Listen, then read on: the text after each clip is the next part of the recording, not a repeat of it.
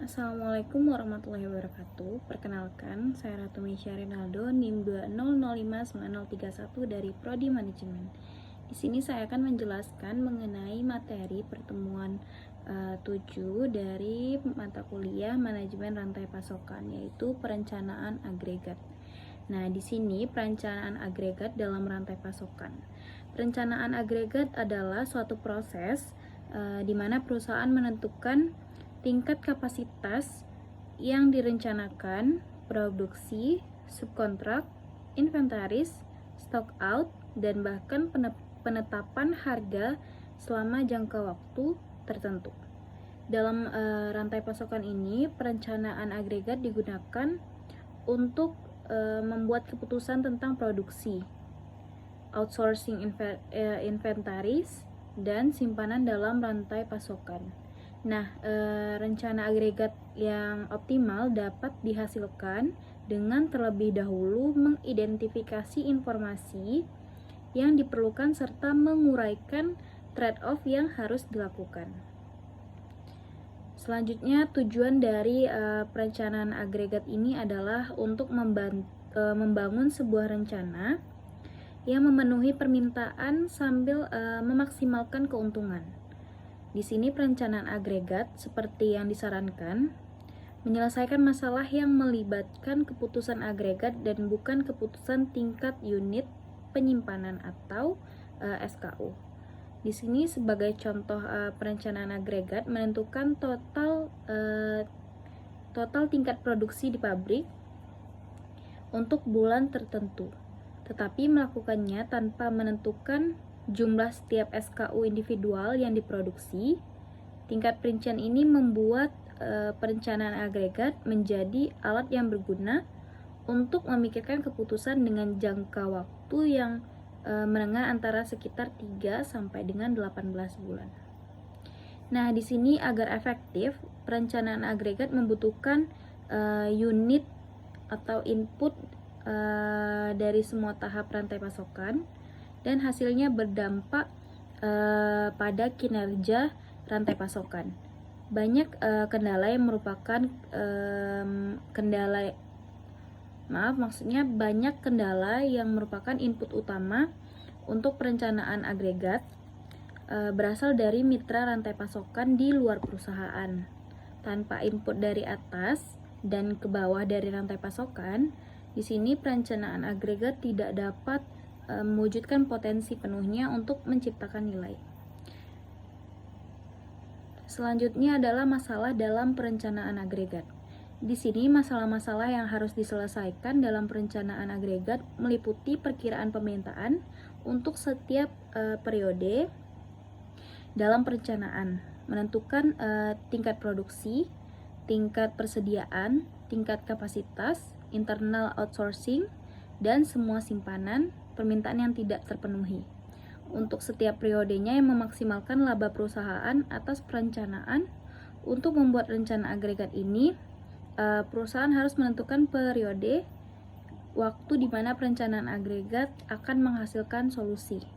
Nah, perusahaan juga harus menentukan durasi setiap periode dalam cakrawala perencanaan, seperti minggu, bulan, atau kuartal. Selanjutnya, perusahaan menentukan informasi utama yang diperlukan untuk menghasilkan rencana agregat untuk membuat keputusan yang mana rencana agregat ini akan mengembangkan rekomendasi. Perencanaan agregat membutuhkan beberapa sebagai berikut. Yang pertama adalah perkiraan permintaan agregat yang untuk setiap periode. Biaya produksi, waktu yang diperlukan untuk tenaga kerja atau mesin per unit, biaya penyimpanan inventory, dan biaya kehabisan stok atau backlog. Di sini merupakan batas-batasan dari perencanaan agregat. Yang pertama, dengan menggunakan informasi, perusahaan membuat penentuan melalui agregat seperti kuantitas produksi dari waktu reguler, lembur, dan waktu subkontrak. Yang kedua itu inventory holding, di mana digunakan untuk menentukan ruang gudang dan modal kerja yang dibutuhkan. Selanjutnya jumlah jaminan kehabisan stok, di mana di sini digunakan untuk menentukan tingkat layanan dari pelanggan. Selanjutnya, tenaga kerja dipekerjakan dan diberhentikan, di mana digunakan untuk menentukan masalah ketenaga kerjaan yang kemungkinan akan ditemui. Dan terakhir adalah peningkatan penurunan kapasitas dari mesin. Di sini digunakan untuk menentukan apakah peralatan produksi baru harus dibeli atau peralatan yang tersedia. Selanjutnya adalah strategi perencanaan agregat. Secara umum, sebuah perusahaan mencoba menggunakan kombinasi 3 biaya untuk memenuhi permintaan terbaik. Oleh karena itu, trade-off mendasar yang tersedia untuk perencanaan adalah antaranya yang pertama kapasitas, yang kedua persediaan, dan yang ketiga adalah backlog atau kehilangan penjualan karena keterlambatan. Di sini ada 3 strategi perencanaan agregat yang berbeda untuk mencapai keseimbangan di antara biaya-biaya ini. Nah, strategi ini melibatkan pertukaran antara investasi modal, ukuran tenaga kerja, dan inventaris dan simpanan atau penjualan yang hilang. Nah, sebagian besar strategi yang perencanaan sebenarnya digunakan adalah kombinasi dari ketiganya dan disebut sebagai strategi yang dirancang atau hibrida, di mana 3 strategi tersebut adalah yang pertama chase strategi, di mana menggunakan kapasitas sebagai tuas. Dengan strategi ini tingkat produksi disinkronkan dengan tingkat permintaan dengan memvariasikan kapasitas mesin atau mempekerjakan dan memberhentikan karyawan karena tingkat permintaan bervariasi. Selanjutnya adalah flexibility strategi, di mana menggunakan utilitas sebagai tuas. Strategi ini dapat digunakan jika ada kapasitas mesin berlebih. Jika mesin tidak digunakan 24 jam sehari, 7 hari seminggu, dan tenaga kerja menunjukkan fleksibilitas penjadwalan, di mana dalam hal ini tenaga kerja tetap stabil tetapi jumlah jam kerja bervariasi dari waktu ke waktu dalam upayanya untuk menyinkronkan produksi dengan permintaan. Selanjutnya adalah level strategi, di mana menggunakan inventaris sebagai tuas. Dengan strategi ini, kapasitas dan tenaga kerja mesin yang stabil dipertahankan dengan tingkat output yang konstan. Kekurangan dan surplus menyebabkan tingkat persediaan berfluktuasi seiring waktu.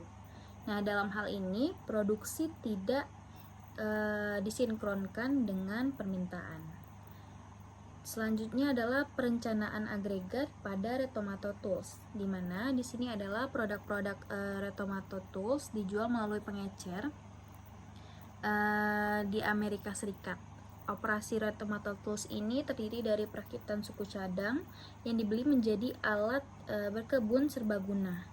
Nah, karena peralatan dan ruang terbatas yang diperlukan untuk operasi perkaitannya, kapasitas Retomato Tools ini ditentukan oleh ukuran tenaga kerjanya. Sebagai contohnya digunakan periode waktu 6 bulan. Ini adalah jarak waktu yang cukup panjang untuk menggambarkan banyak poin utama dalam perencanaan agregat. Baiklah, mungkin itu saja dari saya mengenai presentasi materi pertemuan 7 mengenai perencanaan agregat dalam rantai pasokan.